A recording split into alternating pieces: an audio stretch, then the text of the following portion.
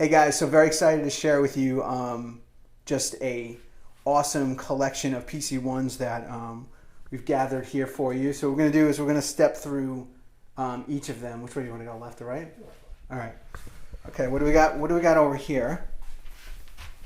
This was Phil's 2003 X Tour stage used guitar. Oh, that's awesome. It's got a bird's eye neck, maple top on it. So that was 2003.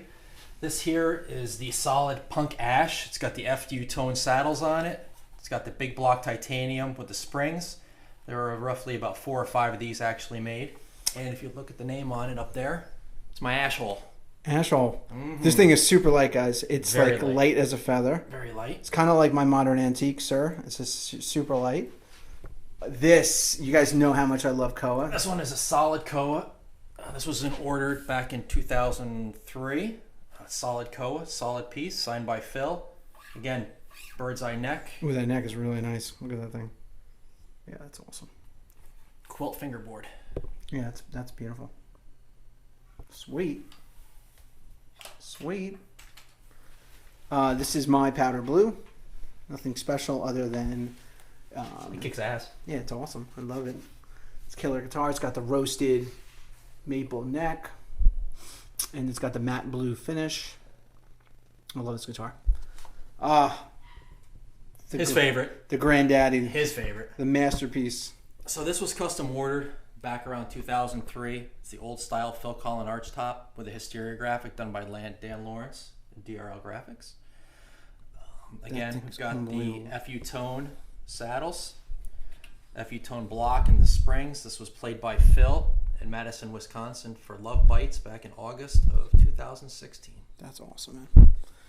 And just so you guys know, it has the reverse headstock, which is super cool. It does, with custom... Oh yeah, let's see that one with the stereo thing.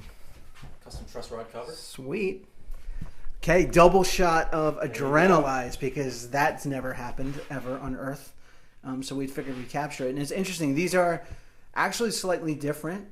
My Adrenalize has these little kind of like sparkle dots in the finish. Which is this one? Yeah, guitar. Right here you can see little dots here. And it's got kind of the same dots here in the headstock. And then this is kind of more of the traditional. Oh, it's interesting. Yours is 2 hums. Mm-hmm. No sustainer? No, this is a 95 model. They came out about 20 of those in 95, 96. It's super cool. It kind of reminds me of the ad that he had in Guitar Magazine. Mm-hmm. Even though that was an arch top, right? Mm-hmm. But did it have 2 hums? Yep. Okay, that's why it looks more familiar. Sick. All right, moving along. You guys have seen this before. This is my Trans Amber Union Jack, which was apparently 3 years in the making. Interestingly enough, that this was ordered as a solid Union Jack, but came in with an upgraded Trans Amber finish, and it is my pride and joy. I love it. Okay, Splatter. You guys know this story. I was lucky enough to grab this, I guess, back before, I don't know, back before they got super rare.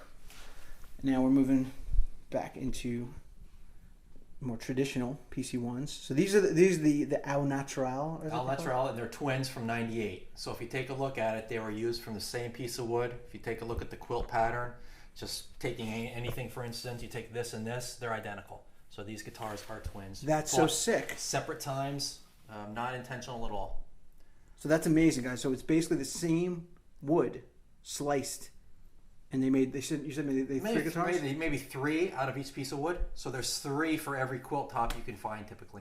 That's gorgeous. These are really nice. I mean, I've seen these, on eBay and stuff, and I really didn't appreciate how beautiful the tops were until seeing these in person. Now, what do we got over here? This was a root beer that was used in NAMM in 2004. They didn't make too many root beers back at the time. This was on display, and Phil actually signed it twice. Oh man. Once on the body, once on the plate. We were undecisive of where for him to sign, whether on the body, so he said he'd signed it both places. Kind of like it on the body. Yeah. Because you can always get a signed back plate sent to you. So I think it's special that it's on the body.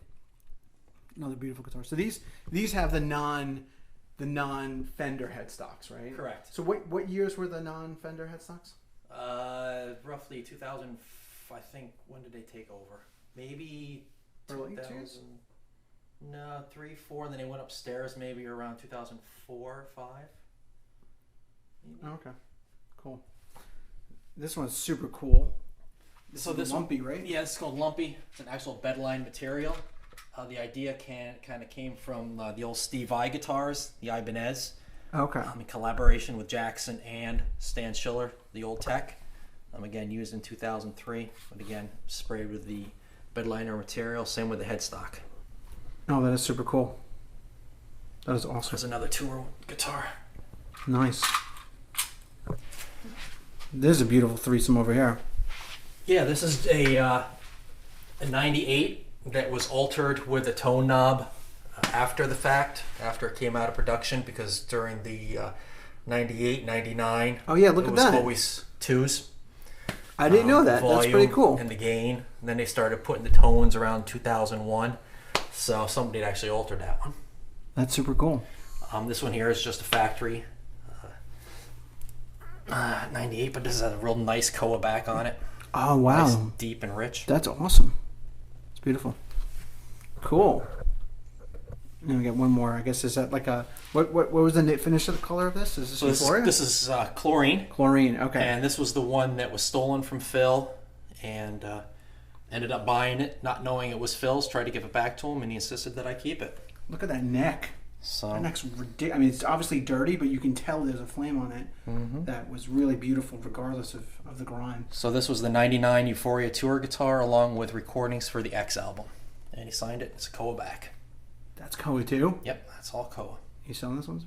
No, not for sale. Not for sale. I'm leaving with this one. Sounds good. All right, guys. I hope you enjoyed our PC1 roundup. There's going to be more of these PC1s. It's going to be growing until we have the largest collection of PC1s on the planet. So, thanks for watching.